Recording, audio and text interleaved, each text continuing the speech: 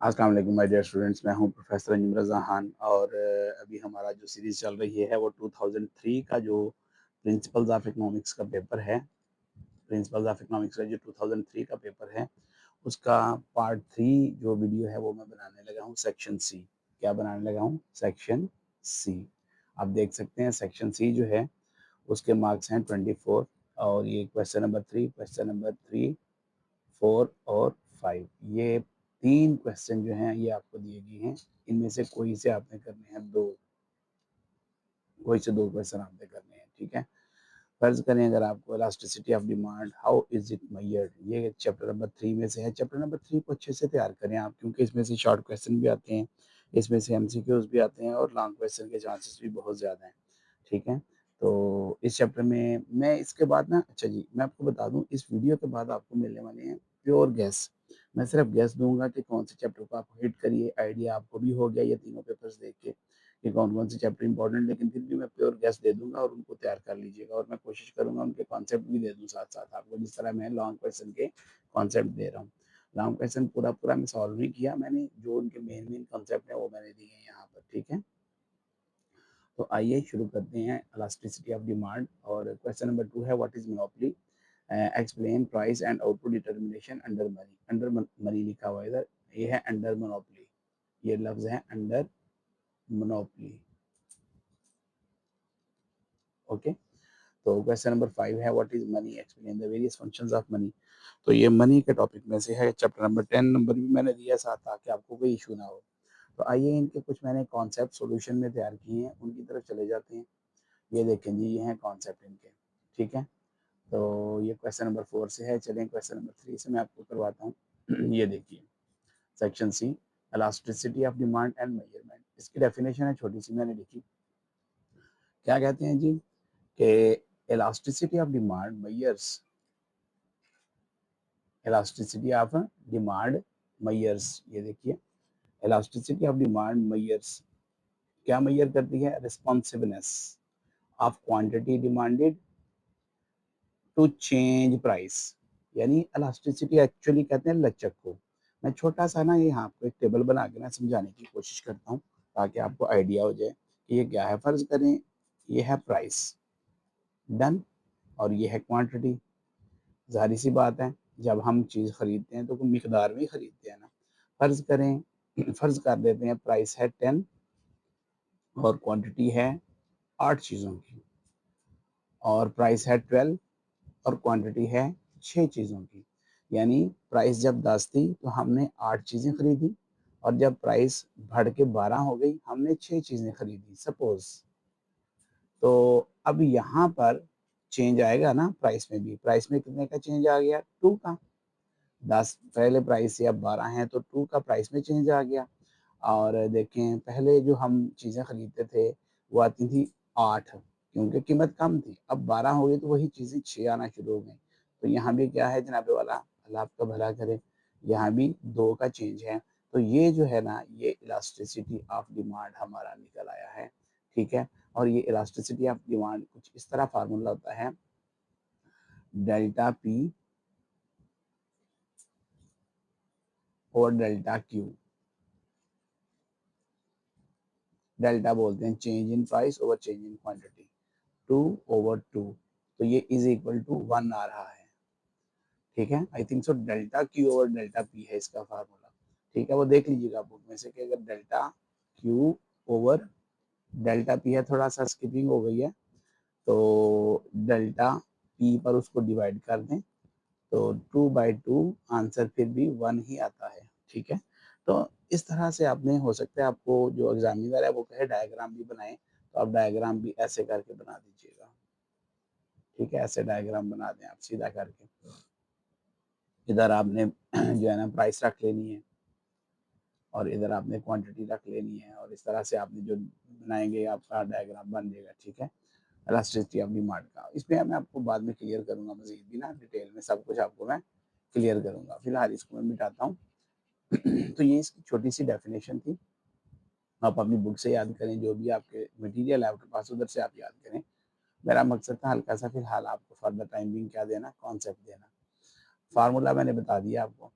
अब इसकी जो टाइप्स निकलती हैं वो unitary is equal to one, यानी elasticity of demand is equal to one भी हो सकती है। Inelastic elasticity of demand is less than one भी हो सकती है, और elasticity of demand is greater than one भी हो सकती है। ये इसकी तीन सूरतें हैं। और ये सूरतें कौन सी हैं, ये जब आप अपनी बुक में जो भी आपको रीड करवाई जा रही है उसमें देखेंगे तो आपको आइडिया हो जाएगा, लेकिन जब मैं फिर आपको रूटीन में इनके कॉन्सेप्ट क्लियर करवाऊंगा तो तब पता चलेगा। तो अब आपने इसी तरह एज इट इज लिख लेना है।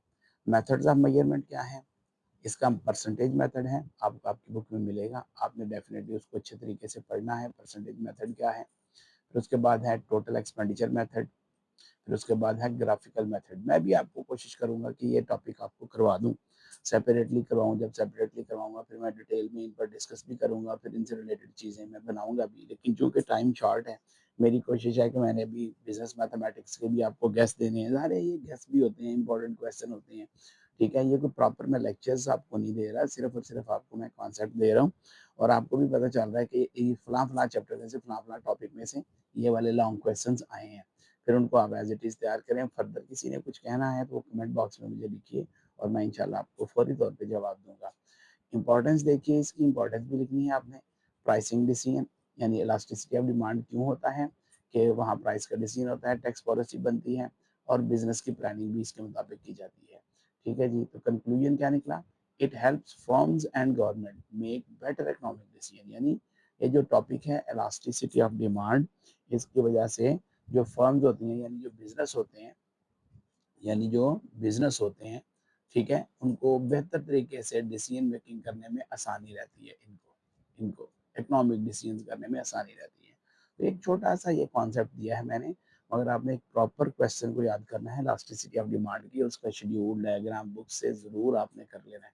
और मैं भी, मुझे भी टाइम लगा, ये मैं वादा नहीं करता, लेकिन चूँकि टाइम शॉर्ट है, बिजनेस मैथ के लेक्चर्स भी बनने वाले हैं, अकाउंटिंग के लेक्चर्स बिल्कुल फ्रेश बना रहा हूँ, तो मैं ज़रूर अपलोड करूँगा, डेफ़िनेटली इंशाल्लाह कोशिश करूँगा कि मैं इनको अपलोड करूँ। आप बस सब्सक्राइब कर लीजिए चैनल को, ताकि आपको नोटिफ़िकेशन मिलता रहे। क्वेश्चन नंबर 4 देखिए जी, मोनोपोली एंड प्राइस डिटर्मिनेशन। इसकी डेफिनेशन देखते हैं। Monopoly is a market with one seller and no close substitute. Monopoly वैसे उर्दू में ना, उर्दू में इसका मीनिंग होता है, मैं लिखता हूँ कि उर्दू में इसे बोलते हैं इजारादारी। क्या बोलते हैं? ये देखिए, इजारा दरी, कहते हैं तेरी इजारादारी है इधर कोई, ठीक है। मोनोपोली यानी जो सिंगल सेलर होता है, एक ही बंदा है, और ए वन ऑप्शन होता है, दूसरा ऑप्शन कोई नहीं होता। तो मोनोपोली मार्केट वो मार्केट है जिसमें इजारादारी है। जैसे अगर हम देखें, एप्पल का अभी तक जो है ना कोई इतना बड़ा तोड़ नहीं आया, तो एप्पल की ना महंगे फ़ोनों में, जो एक्सपेंसिव फ़ोन है उनमें ना, एप्पल जो फ़ोन है ना उसकी मोनोपोली है अभी तक। अब देखते हैं, बड़े-बड़े एक्सपेंसिव फ़ोन हैं, लेकिन लोग धड़ाधड़ पूरी दुनिया में खरीदते हैं, और एक सिंबल स्टेटस है आपके पास कि भाई बहुत अमीर आदमी है जी जिसने एप्पल फ़ोन रखा हुआ है, क्योंकि उसकी इजारादारी है ना अभी। चाइना वगैरह उस पर काम कर रहा है, और काफ़ी ज़्यादा उसने डिफरेंट वर्जन्स निकाले हैं, लेकिन चाइना के वर्जन्स इतने ज़्यादा पॉपुलर नहीं हो रहे जितनी उसने मार्केटिंग करके अपने आप को मोनोपोली स्टेज पर ले आया है एप्पल। फीचर्स देखें इसके मोनोपोली के क्या होते हैं, सिंगल सेलर, मतलब एक ही सेलर है, ठीक है, और कोई सेलर नहीं है उस जैसा। नो कंपटीशन, उसका किसी से मुकाबला नहीं है, और वाकई ही एप्पल का मुकाबला कोई भी नहीं अभी करता किसी के साथ भी। इतने मोबाइल के साथ होता है, बातें होती हैं, हर बंदे ने अपना एक ब्रांड रखा हुआ है, हर बंदे ने एप्पल रखा नहीं हुआ, लेकिन उसकी एक मोनोपोली है अभी फिलहाल। Barriers to entry, price maker होता है ये, बैरियर्स टू एंट्री, और एंट्री किसी को होने नहीं देता ये अपने अंदर, क्योंकि ये हर साल आप देखते हैं कि एप्पल एक नया वर्जन में, एप्पल को प्रमोट नहीं कर रहा, लेकिन वैसे एग्जांपल दे रहा हूँ, मेरे ज़हन में आ गई एकदम से, तो वो मैंने आपको दे दी कि वो देखो, वो अपने जैसा क्यों नहीं किसी को होने देता, क्योंकि वो हर साल न्यू से न्यू वेरिएंट निकाल देता है, नए से नए फीचर इंट्रोड्यूस करवा देता है उसके अंदर।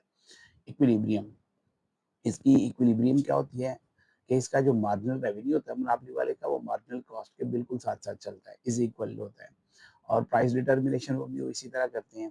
Firm decides output at MR is equal to MC, ये हम उसमें भी कर चुके हैं, परफेक्ट कॉम्पिटिशन में भी मैंने आपको बताया था इसका।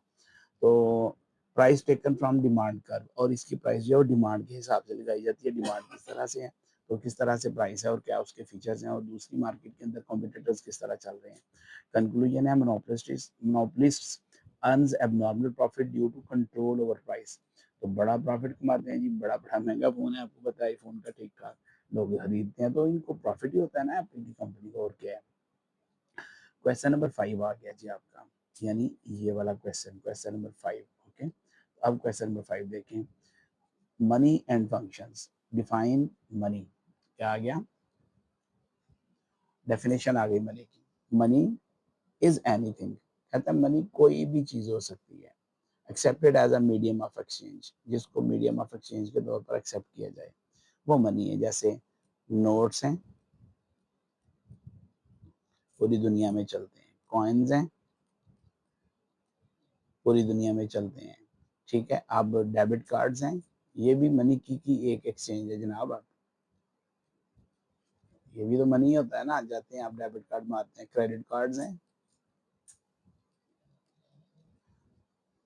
क्रेडिट कार्ड्स, तो ये सारे के सारी मनी है। फिर उसके बाद मीडियम ऑफ एक्सचेंज के तौर पर जिसको पूरी दुनिया में एक्सेप्ट किया जाए वो मनी है। फिर गोल्ड भी मनी है, ये याद रखिएगा, गोल्ड भी मनी है, सिल्वर मनी है, इसे भी एक्सेप्ट किया जाता है बहुत ज़्यादा दुनिया के कंट्रीज के अंदर जो है ना। तो ये मनी, मेन तो नोट्स और कॉइन्स चलते हैं और डेबिट क्रेडिट कार्ड्स ही लिए जाते हैं ज़्यादातर। तो आगे देखते हैं मनी का फंक्शन क्या है। फंक्शन ऑफ मनी आ गया था ना, कि मनी करता क्या है। फंक्शन का मतलब होता है काम, कि मनी जो है वो काम क्या करता है हमारे लिए। सबसे बड़ी बात है आला मुबादला होता है। आला कहते हैं एक चीज होती है, एक डिवाइस होती है। मुबादला कहते हैं एक्सचेंज। मुबादला किसे बोलते हैं? एक्सचेंज। ये वाली एक्सचेंज को मुबादला बोलते हैं। भैया आपके पास पैसे हैं, आपके पास नोट्स हैं, तो आप उन नोट्सों को दाल में कन्वर्ट कर लें, चिकन में या फिश में या गाड़ी में या एरोप्लेन में कन्वर्ट कर लें, it's up to you, measure of value. और मनी जो है वो एक मेजर ऑफ वैल्यू भी रखता है, कि हर चीज, ये नहीं है कि 5 रुपए तो आप जहाज खरीद रहे हैं, नो। हर चीज की एक प्राइस जो है वो तय की जाती है, किसकी मदद से? मनी की मदद से। मनी की मदद से हर चीज की एक प्राइस फिक्स की जाती है। तो ये मेजर ऑफ वैल्यू है, और बताता है कि भाई एक पाव चीज अगर लेनी है 125 अगर ग्राम लेनी है तो उसकी प्राइस क्या होगी, 250 ग्राम लेनी है तो उसकी प्राइस क्या होगी, 500 ग्राम लेनी है तो उसकी प्राइस क्या होगी, 1000 ग्राम लेनी है तो उसकी प्राइस क्या होगी। तो ये मेजर ऑफ वैल्यू है। जबकि बार्टर सिस्टम जब था तो ऐसा कोई मेजर ऑफ वैल्यू नहीं था, क्योंकि मनी ही नहीं था। सेकेंडरी फंक्शंस आ गए, ये प्राइमरी फंक्शंस है, यानी कि जो बुनियादी काम करता है मनी, वो ये दो काम करता है, कि एक तो मीडियम ऑफ एक्सचेंज है, दूसरा हर चीज की प्राइस फिक्स करता है।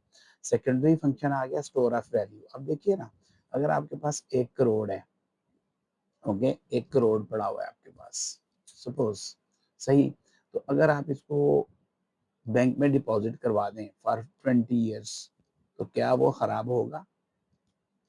मतलब क्या वो ज़ाया हो जाएगा? क्या वो पेरिशेबल है? नहीं। तो स्टोर ऑफ वैल्यू इसके अंदर आ गई। जबकि बार्टर सिस्टम जब था तो चीज़ों को ही मनी समझा जाता था ना, आलू को, गोभी को, तो वीट को, गंदम को, फिर इसी तरह चीज़ों को ही मनी समझा जाता था, एनिमल्स को मनी समझा जाता था, तो वो स्टोर ऑफ वैल्यू नहीं हो सकता था।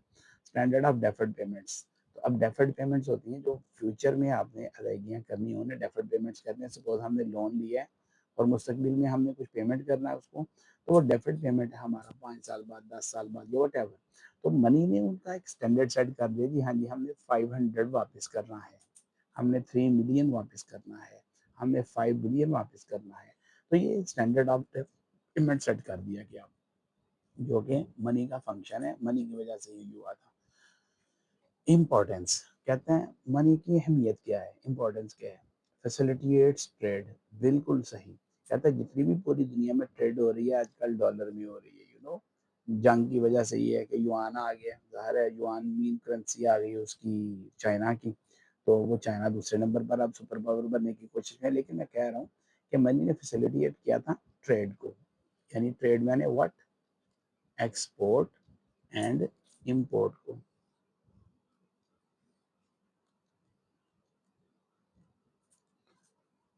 इसके अलावा सेलिंग बाइंग जो है मनी की वजह से ही है। रिमूव बार्टर्स प्रॉब्लम, बार्टर की जितनी भी प्रॉब्लम थी ना, बार्टर सिस्टम के जितने भी मसाइल थे वो सारे इसने हल कर दिए थे। फिर मनी की वजह से क्या होता है कि इकोनॉमिक ग्रोथ हो रही है। अब लोगों के पास पैसा है, लोगों का लिविंग स्टैंडर्ड अच्छा है, लोग पहले साइकिलों पर फिरते थे, पैसा आ गया उनके पास, मोटरसाइकिलें ले ली, कमाइयाँ की, अपने आप को इम्प्रूव किया। अभी आजकल चाइना में एक ऐसा सिस्टम आ गया है कि आपका हाथ ही डेबिट कार्ड है, आपका हाथ ही क्रेडिट कार्ड है। उन्होंने ऐसा बायोमेट्रिक सिस्टम निकाल लिया, मशीनों पर जाएं आप चीज़ खरीदें, अपना हाथ उधर स्कैन करवाएं, तो जिस तरह डेबिट कार्ड के ज़रिए 5 दिरहम, $10, 5 पाउंड, ₹5 कटते हैं, इसी तरह आपके हाथ के ज़रिए पैसे कट जाएँगे, कार्ड रखने की भी ज़रूरत नहीं रही। इस कदर टेक्नोलॉजी आगे बढ़ रही है, तो ज़ाहिर-सी बात है ये किसकी अलामत है? ये इकोनॉमिक ग्रोथ की अलामत है ना। तो कंक्लूजन आ गया आगे। कहता है money is essential for smooth functioning of economy. कहता है मनी बहुत ज़रूरी है, इसके लिए स्मूथ फंक्शनिंग के लिए। यार घर में भी अगर पैसा ना हो, आपके घर के जो फंक्शन है वो स्मूथ चल सकते हैं, लड़ाइयाँ झगड़े शुरू हो जाएँगे आपस में। ठीक है? तो मनी बड़ा अहम रोल प्ले करता है कि हमारी जो इकोनॉमी है, चाहे वो हमारे हाउस होल्ड इकोनॉमी है या हमारी कंट्री की इकोनॉमी है, उसकी स्मूथ फंक्शनिंग में बड़ा अहम रोल प्ले करता है, मईशत को बड़े अच्छे तरीके से चलाता है। तो ये छोटा-सा मैंने कॉन्सेप्ट दिया, लेकिन ये इतना भी लिख लेंगे ना तो 12 में से 7-8 नंबर आपको आ जाएँगे। So don't worry about it. तो स्टूडेंट इस तरह आपका जो प्रिंसिपल्स ऑफ इकोनॉमिक्स था 2005, 2003, 4 ये मैंने आपको करवा दिए, ठीक है जी। तो चैनल को सब्सक्राइब करिए और बेल आइकन को क्लिक करिए और इसके साथ ही आज का लेक्चर अपने इख्तिताम को जा पहुँचा और नेक्स्ट लेक्चर्स आपको मिलेंगे बिज़नेस मैथमेटिक्स के, क्योंकि आपका जो नेक्स्ट एग्ज़ाम होगा वो है बिज़नेस मैथमेटिक्स और अब बिज़नेस मैथमेटिक्स का 2003, 2004, 2005 का पेपर जो है कोशिश करूँगा सॉल्व करूँ और साथ बताऊँ कि कौन-कौन से चैप्टर इम्पोर्टेंट हैं, तो stay tuned with me. Thank you.